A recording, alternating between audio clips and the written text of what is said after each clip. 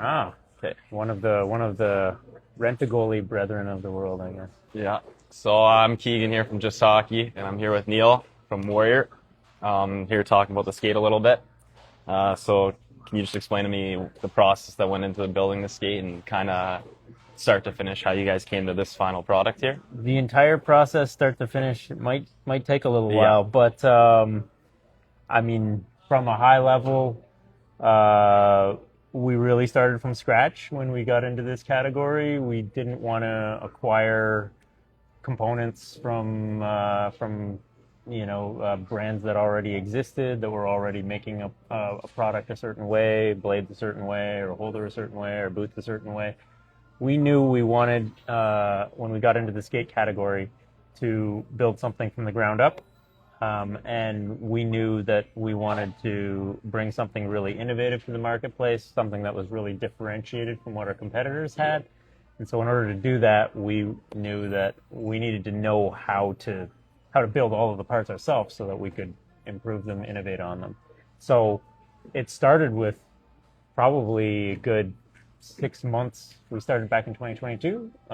We did 6 months of just pure research before we designed anything at all. Yeah. And then, kept the research going really heavily for the first couple of years while we were building our first prototypes. Um, we did biomechanical research with some partner labs. Um, but we did a lot of just research of professional athletes, and we talked to a lot of equipment managers, and we decided that when we entered the market, we wanted to enter with a top performance skate, and we wanted something that we thought a pro athlete and a pro equipment manager would really love. And the reason we went with that idea was because we know pro athletes are the most demanding on the product, and from a performance standpoint, we need to deliver top performance. But we also thought pro equipment managers would have really useful things to say about um, durability. These guys are guys who are in the trenches all the Yeah. time, and they deal with all the problems. They've seen all the problems from the competitors. They deal with athletes who are, all the issues that the athletes have with the product go through them. They're the ones who have to service and repair the product. So we kind of started from that background and decided we wanted to deliver a pro performance product, and basically identified what we needed that to be from the ground up, from the blades, what makes a top performance blade, what makes a top performance holder, what makes a top performance boot. Yeah. So I could kind of walk you through those components, I guess. Yeah. I guess we'll start off with the liner here. I know it's Intuition. Is that correct? Correct. Can Yeah. you just kind of explain like the difference it has between the other brands to your skate here? I mean, it was one of the things in the early days that when we were trying to look for things that our competitors did well, and then also look for things that maybe where there were areas for improvement, one of the things we hit on right away was liners. It just, from everything we saw in our competitors' skates, and from listening to athletes talk about how their skates broke in over time, and how the fit would kind of change over time and the liners would pack in over time, it seemed pretty clear to us that there was an opportunity to do something better with a liner. And because we were new in the game and we were looking at our competitors, we were also looking at other industries to see if there were, products from other industries that we could learn from. And the ski industry is something we looked at early on. And quickly we identified that there are a lot of like really sophisticated high-end aftermarket liner companies who are building really, really great products that ski racers rave about, or high performance athletes rave about in skiing. And Intuition was one of the brands that we found early on that were really getting great feedback on their liners, and we thought, let's give these guys a try. Yeah. And they were a really fun company to work with, great company to work with. Right out of the gates, when we tried their foam, we liked the feel of it. We thought it felt great. But when we delivered our first beta skate in the summer of 2024, we were working with a lot of pro athletes in Europe, and when we gave them their skate, we didn't tell them anything about it. We just asked them, try the skate and just tell us what you think. Tell us the good, bad, and the ugly. And the first comments, like right away, I remember that day of doing that fitting was everybody was saying, wow, really surprised how great this feels out of the box. And then when we followed up with them weeks later, the feedback was really positive that the skate, if anything, it was feeling better and better. And that they just didn't feel that the liners were packing in. So it was a no-brainer for us from that moment going forward. We want to have a really high-quality liner. Yeah. No, I can feel it myself right now. Another question would be with the tongue. I know it's got some good flex on it to get your knee over your toe. Can you just explain the process with that and kind of how that came to fruition? Sure. So, I mean, one of the big advantages that I feel we had once we decided we wanted to get into the skate market was a lot of people may not know that we're owned by New Balance, the athletic footwear company. And so we always knew when it was time for us to enter the market, we'd be in a good place to do that from a fit standpoint. We knew how important fit was in skates, and we felt confident that we would be able to rely on the expertise of New Balance in helping us with fit. And indeed, they came through big time for us. They really steered us in the right direction in terms of picking, the right foot shape, the right last to fit a skate and deliver the performance characteristics we wanted in a hockey skate. So from a fit standpoint, they were absolutely instrumental in getting us what we needed, but we also had the luck that they're a very sophisticated company in terms of technology of materials, especially when it comes to like midsole foams. They make some of the top performance like marathon running shoes in the world, and the reason those shoes perform so well is because these are like ultra high performance, high rebound, high resiliency, lightweight foams that just give a tremendous amount of energy back to the athlete. That's what it's all about in marathon running shoes. And we knew we wanted to have a tongue that was like nicely molded and tapered on the sides because we thought for out of the box fit, it's better if the edges of the tongue are tapered. So we thought we wanted to try a molded tongue. And I don't remember, maybe in our first meeting with them in Boston, we were just, in a room where there were like marathon shoes around. We're like, we could make a tongue out of that, right? Like, let's give that a try, because it would maybe help with, like, one of the other performance characteristics we knew we wanted in skates was we really wanted to deliver a skate with lateral stiffness, like tremendous lateral stiffness and forward flex. So we thought that tongue material might be, if we used a material like that, we could maybe be getting a good amount of forward flex as well as a nice energy return to the athlete. So they, helped us figure out how to make that tongue. And again, it was in the beta skates, the ones that we started with in July of 24. And it was kind of the second thing that athletes told us. First thing they told us was, wow, it feels really great out of the box. And then they would get on the ice and they would say, it's incredibly stiff laterally, but in a good way, because I can get over my toes. Like, I usually can't get over my toes in a skate this stiff. Yeah. So, right away, they New Balance kind of delivered two big things for us right out of the gates. Yeah, I guess that leads me into my other question about the boot with just over the overall stiffness and durability. And can you kind of explain what goes into that? In general, I guess, with keeping it stiff but also durable. Yeah. So, early on when we were deciding how are we going to build a boot, there are sort of different ways of constructing a boot. We early on decided we wanted it to be a one-piece composite shell. We knew we really wanted to deliver stiffness. And from a lot of the research we'd done, again, even of the ski industry, that's where we in that industry, like ski racers are super dialed in on like their like how stiff is their boot. They're doing crazy things like, putting snow on their boot just before they do a run so that they can like stiffen it up. So they were like really dialed in on having the right amount of stiffness and flex. And we thought, okay, we think we should make a skate that has a lot of lateral stiffness and but also gives you a good amount of forward flex so you can make the use of like your full range of motion. That's where we think mobility comes from. Yeah. And power in terms of being able to fully load your, fully bend and make full use of your, they call it the kinematic engine, right?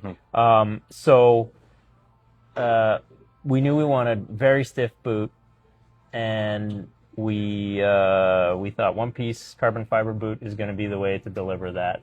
But the concern was, how can we do this in a way where it's very stiff, it's nice and light, and also has its durability? Because as we all know, anything that's made of carbon fiber can eventually crack. Yeah. And we know we've seen competitors had some issues with that from time to time. So we spent a lot of time just iterating on different layups of shells where we could have the stiffness that we wanted, but it would withstand the puck impacts. And we have our own lab in Montreal, where we do all of the R&D is in Montreal, at our R&D facility, and we have a fully built-out lab there, which features a puck cannon, and we've just, spent hours and hours and gone through, probably hundreds of shells to get it to the level that we want it. Yeah. We have a question. Oh, yep. So, Javi, the goalie, said, what do you guys think about the holders? That was actually going to be my next question. Holder is also a very important part about the skate. So anything you can describe about just from like even the trigger to like the way the blade sits in it, stuff like that. Any thoughts on the holders here? Yeah, I mean, we put a huge amount of thought into the holders. We spent a lot of time, again, evaluating what our competitors' holders were like, what worked about them, what didn't work about them. It was actually pretty easy to determine what we wanted the pitch to be because, there's a pitch that our competitors have that athletes are comfortable with. So we knew we wanted to be within the range of that. We didn't want to give athletes a pitch that was uncomfortable to them, that they would have to adjust to. So dimensionally, we knew where we wanted to be there. We spent a lot of time analyzing stiffness and flex in holders because on one hand, you want as much stiffness as you can have so that you get your maximum power transfer to the ice. You don't want your holder absorbing your energy. So we knew we wanted to be as stiff as we could be, but we also knew there is such a thing as too stiff in holders. We've seen some, projects that people have done in the past. There have been a few models of holders built in the past that were pretty experimental, that were made of like very, very rigid materials, and they delivered characteristics that athletes didn't like.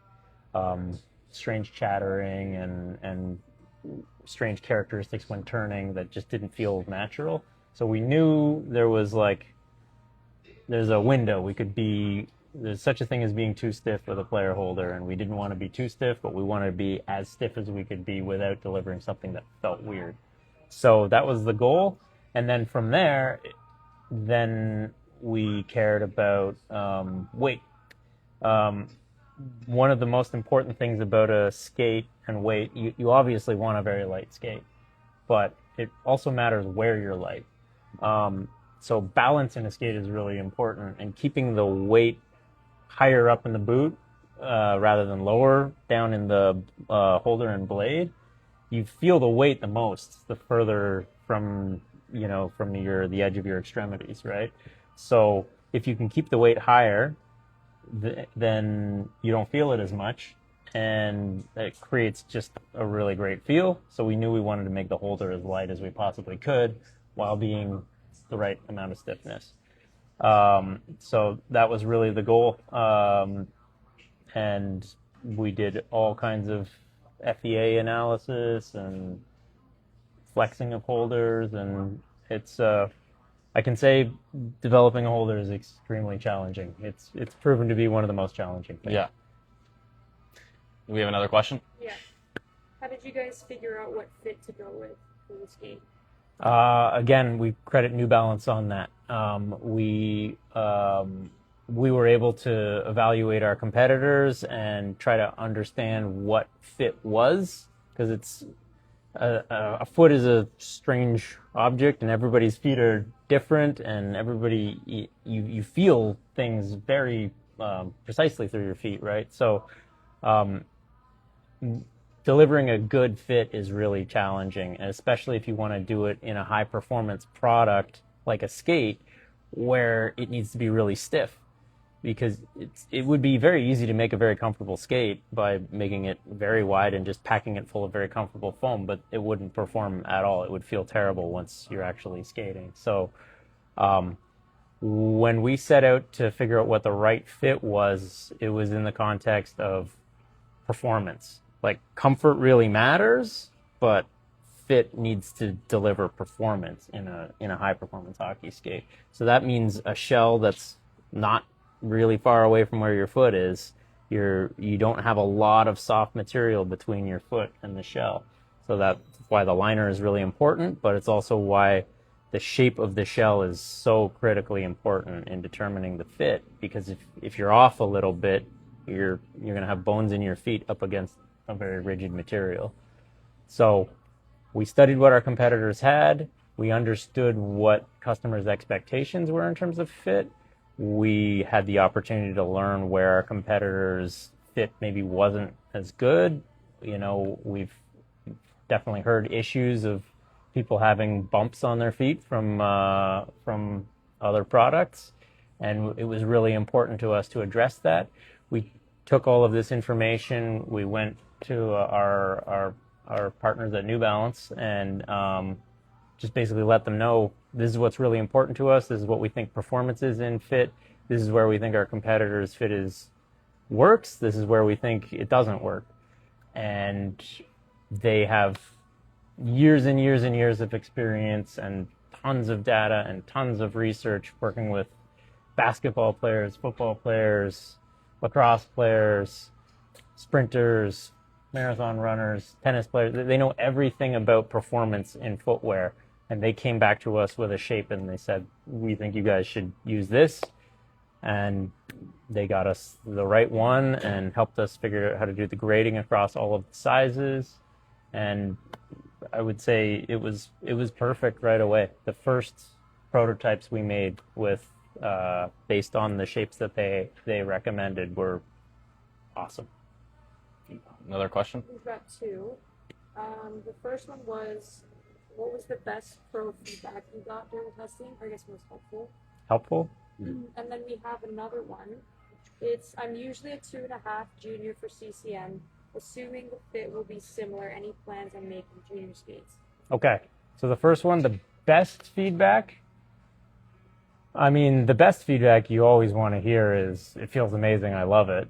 And we've heard a lot of that. So but I guess for me, what felt the best was actually that first day when we had finished making our very first samples of what we called our beta skates in 2024.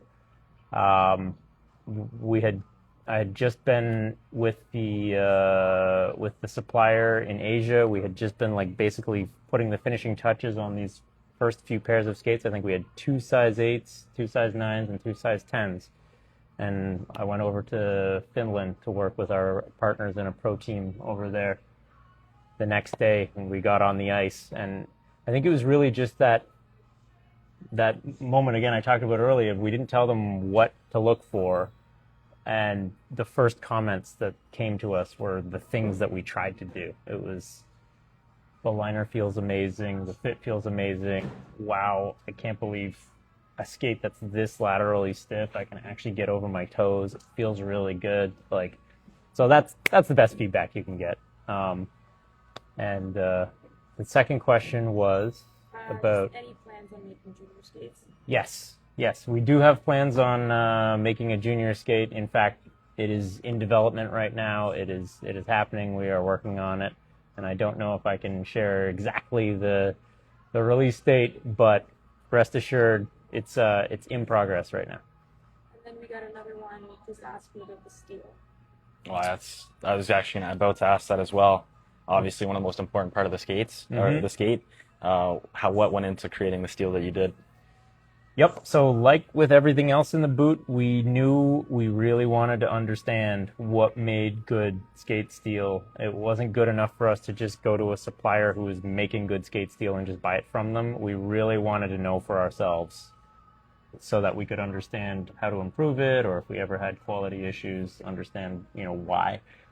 So what that meant was we had to do metallurgy and study what was in skate blades and take a look at what was in all of our competitors' skate blades, and it was really interesting to learn that stuff.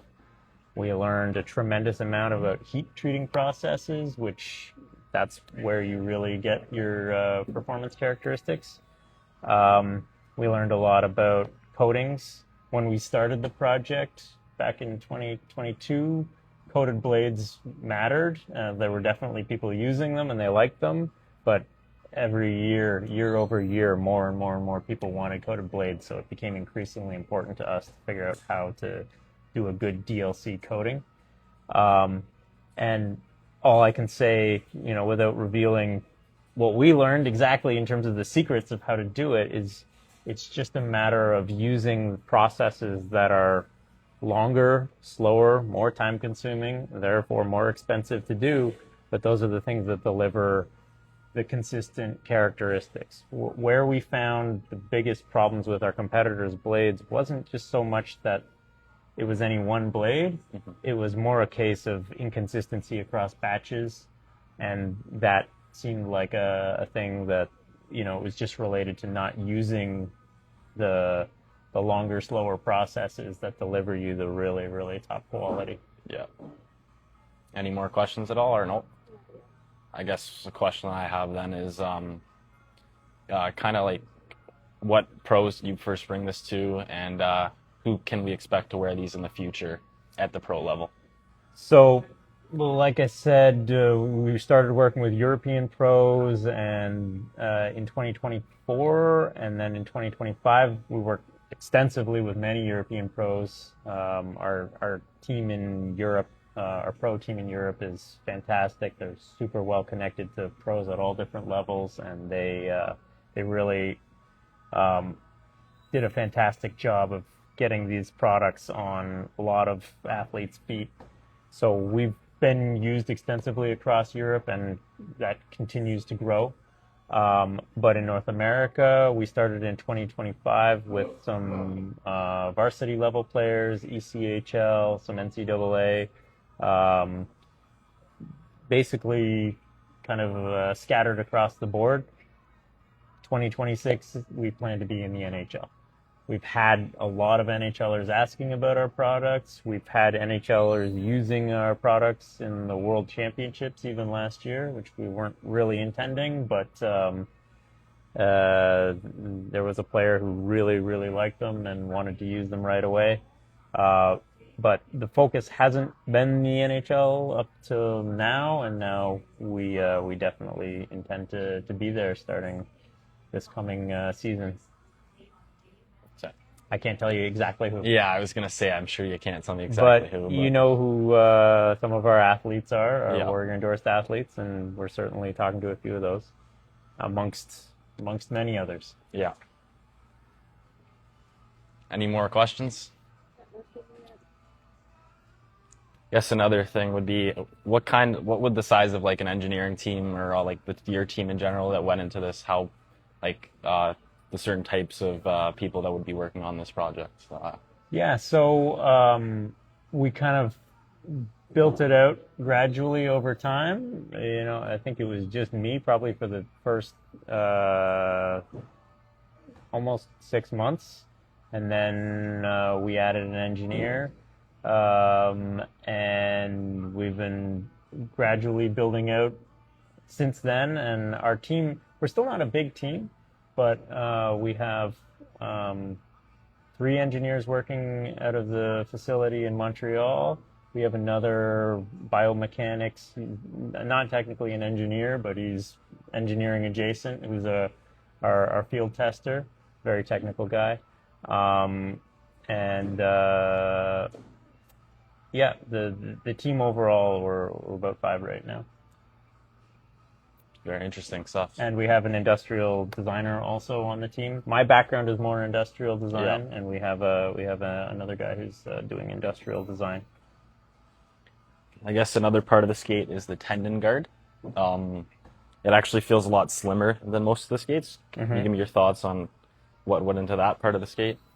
Yeah, I mean, we knew what the problems are with tendon guards. We knew it's definitely a major problem if a tendon guard snaps off the back of the skate.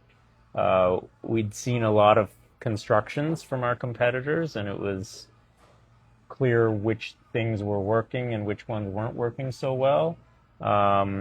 And so we had very clear targets for what we wanted. We wanted a tendon guard that, we have a testing machine that basically like bends a tendon guard and it'll do like 5,000, 10,000, 50,000 cycles. Yeah. And at minus 20 degrees Celsius. And we wanted something that was going to be able to withstand all of that so we would feel confident we're not going to have tendon guards breaking. So durability was really important. We wanted to get the right balance of stiffness, not too stiff, but not too flexible. So we kind of picked a range we wanted to be in there, and then we just kind of iterated on the geometry and also really concentrated on getting a plastic that was the plastic that would deliver that characteristic. And, along the vein of weight reduction, for all of the components, we tried to design them in such a way that they didn't have anything extra there that wasn't needed. So we really focused with the tendon guard to make it only what it needed to be and not add other elements to it that would add weight but aren't really delivering anything else. Yeah. I got 2 questions. Mm-hmm. One is any plans for a goalie skate? And then the second question was just about insoles. Okay. So goalie skate, like the junior skate, it's in the works. It's in development right now. We are building a goalie skate. I'm not going to say exactly when it's coming, but it's coming. The plans are imminent, and we're very excited to get to it. One of the guys on the skate team, our field tester, he's a goalie too, and so he's been early on in the prototyping process. And then what was the other question there? Just about insoles. Insoles. So again, we really leaned on our parent company, New Balance, there for recommendations on what was the right way to go. The catalog of insoles that they have is enormous. The number of materials. There are a lot of things when we got into this project that I just hadn't really ever put that much thought into, and insoles was one of the ones that shocked me, like how many variants there were, different material options, and what all those characteristics could deliver. But again, they helped guide us to what the characteristics were that we wanted in a skate, which would deliver the performance we wanted, not be too soft and squishy, which it could feel comfortable out of the box, but not deliver good performance. They really helped us guide to the right material and the right shape. Any more questions at all? Okay, I guess another thing about the skate is the overall look and design on the outside. What went into that, and kind of why you decided to go with the color you did, and kind of just how the skate looks in general. Yeah, I mean, designing a product like a skate, if you're a designer, like the look of it is the fun part, I guess, in terms of the design. I can say that the process, the approach that we took to the skate was really all about delivering performance first. So before we even thought about whether to put a ridge here or a little pattern there or something like that, we really tried to make it just functional first and make it work really well. And so a lot of what you see in the look of the skate is it's taking design cues from the construction that we figured out that we thought worked best, that functioned best, and then we would just try to find ways to accent the things that looked nice about that, or like rework the things that maybe looked a little clunky. Um, so that was the approach that we took, and working with pro athletes again, working with the beta testers starting in 24 and the pro guys in 25. Um, these guys love black in skates. Yeah. They really love their black skates. The first skate we gave them was like it wasn't even branded Warrior. It was just a black boot with some kind of weird sort of texture on it. And the number of comments that we got, oh, this looks sick. This is so nice. This is black, all black skate. And we're like, well, it's eventually it's gonna have to have some color on it, but they like black. So we knew when we got to this product, it would be a black based product. And then basically we just wanted to bring some richness to it. It's a very high performance product. It's a very high end product, and we wanted it to have some real richness, some shelf appeal. Yeah. And it's great to make a skate that performs really well, but it should look pretty badass too. Yeah, I think it looks great. So we came up with the gold. The black and gold is just it's a nice way of adding a rich bit of color, and we actually are really happy with how well the logos stand out. Like even from a distance, you get them out on the ice, and you see that logo. The gold pops in a really nice way. So we just we worked our way to that. Any plans for custom? Custom, yes. We are working on that right now. Amongst all the other things that we're working on, we have a domestic custom facility that is in progress right now. We actually are moving products through that facility right now, and we're in the process of basically building out the capabilities so that it can be a full service facility. And I won't say exactly when, but it's in process. Pardon? Nothing yet.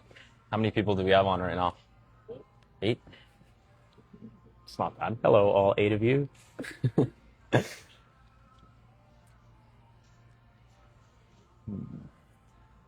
So I'm trying to think of more questions I can ask here. Because we kind of covered a lot. You're tapped out. We covered a lot of stuff. I guess overall, for me too, I like a good toe cap on the boot. Mm-hmm. What's the thought on the design here with the toe cap, and kind of how it? I like how it like kind of fits. It's kind of seamless with the boot. Was there anything in particular that went into that? And if so, I mean, a lot went into all of the parts. So starting from fit was the most important thing. We really wanted to make sure we had an internal volume that was what we felt was right for that size of skate, and so we really focused on having a good internal volume, and then we wanted it to be tough enough. We needed to make it integrate with the skate, as you say. We didn't want it to be kind of chunky or bulbous or not match up with the shell, but that was one of the very challenging parts, I would say, of figuring out a construction, was a way that getting the toe cap onto the boot so that it was easy for the factory to actually produce it in a consistent way. And we did take a bit of a different approach in the assembly of our skates. If you look at our skates, you'll see that there's actually not much stitching on our boots. That was a deliberate choice to avoid basically putting many perforations through the shell, which hurt durability in the long run. So we had to get pretty creative and think of ways of being able to assemble a boot that didn't involve a lot of stitching. yeah. So that was a big part of how we came up with that toe cap attachment system. I guess another question I have too is, in terms of making the skate and the whole design process, do you go from part to part, or are you looking at like a big picture sort of thing? It's a good question. We didn't have the luxury of basically doing everything at once all the way along. We were learning a lot about all of the individual components, but in order to make progress, we needed to make certain decisions and say, okay, well, we think this is a good way to make a toe cap, but we're not really ever going to know until we open a tool and inject that part and get it, and then get it on the ice and test it. We did do a lot. We took advantage of 3D printing a lot, which was great. It actually, like, the technology for 3D printing just started getting good as we just started this project, which was amazingly lucky for us. If it wasn't for that, we'd be much farther behind. Yeah. So we were able to 3D print a lot of things, and we did even get on the ice with 3D printed parts, which was not that advisable. I remember taking a slap shot off of a 3D printed toe, and we had printed some parts from another 3D printing supplier earlier, and they had been really strong, and so we thought, oh, okay, these will be fine. So we got these other ones, and I went out there, and I remember, blocking a shot, getting back to the bench, and looking down and just seeing, like, basically an exploded no toe cap anymore. And I was lucky. I didn't break any toes, but it did its job, I guess. Yeah. But all that to say, we designed, we did design a lot of parts together, but we also, throughout the process, had to kind of start with the highest priority things and try to get them done enough so that we could get a real injection molded part built, and then build on the other things. And I can say that as an industrial designer, I'm happy that we've now built all of the foundation, because when we design the next generations going forward, it does feel a little more comfortable to design from a position of knowing that we have all of the things, and this is exactly how we're doing all of the things. It'll make it easier. And then I guess the other feature on the skate is the adjustable tongue. Mm-hmm. What are the thoughts behind that, and how can people use it to, like, the best of their ability to make sure the skate feels? Yeah, so we knew we wanted to have an adjustable tongue because we were so focused early on pro athletes, and we knew that pro athletes are really picky about their tongues. You know, there are all kinds of stories about athletes who get their equipment managers to rip their tongues out of their skates and sew in some 10-year-old tongue or some tongue from another brand into their skates. We knew they were really picky about this. And so right out of the gates, we thought, if we want to make a skate that equipment managers love, we should make a tongue that's skate that's easy to get the tongue in and out of. Yeah. So that if a guy, whatever, they're one guy on the team who's got to have his 10-year-old model tongue in his skates, will be easier to retrofit and put it in there. Yeah. So that's why we went with a removable tongue. It also made it nice for us when we were prototyping to try lots and lots of different iterations of things without having to constantly unstitch them. Yeah. And then from doing that, we realized, well, it's actually a nice fitting feature too, because it allowed us to have a toe cap that isn't super oversized in terms of volume, but where we could give the customer a little bit more volume by allowing them to pull the tongue back a little bit, or if they wanted a little less volume, they could push it a little further forward. So it was that's why we did it that way. Any more questions? Nope. I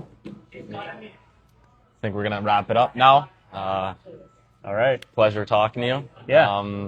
And I hope I don't know how many viewers we have right now, but I hope they all enjoyed it. And this is the new Warrior skate.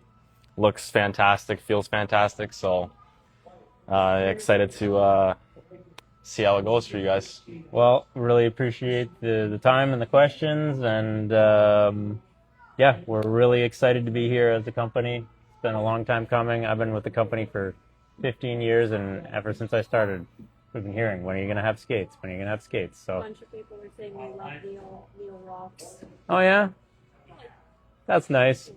I mean, I'm used to reading the internet comments, and they're not usually like that. So I guess I'll take that as a win. Yeah. So thanks a lot. Really appreciate it. Thank you for doing this.